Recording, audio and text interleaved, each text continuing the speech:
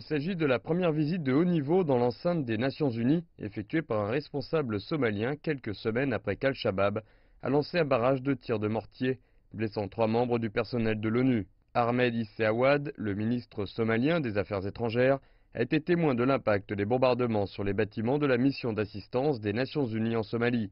Le gouvernement somalien et l'ONU ont condamné ces attaques, considérées comme une violation du droit humanitaire international. Le but de la visite était d'exprimer de rassurer les officiels des Nations Unies en Somalie et la grande famille des Nations Unies, du soutien du gouvernement somalien à la famille des Nations Unies en Somalie. Le gouvernement somalien est déterminé à protéger l'ONU et à assurer sa sécurité.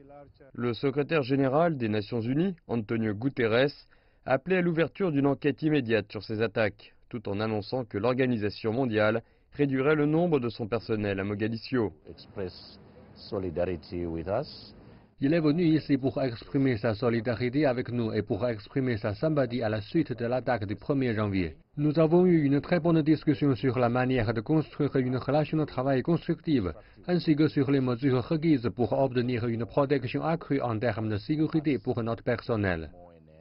Plus tôt ce mois-ci, le gouvernement somalien a expulsé Nicolas Haysom, haut diplomate des Nations Unies en Somalie, en l'accusant de violation de la souveraineté du pays. Guterres a depuis annoncé son intention de nommer un nouveau représentant, tandis que les autorités somaliennes le rassurent de leur solidarité et de leur soutien. Nous sommes ici pour soutenir et nous engager à soutenir les membres du personnel des Nations Unies afin de faciliter leur vie en Somalie, de coopérer avec eux et de soutenir l'exécution de leur mandat sans entrave.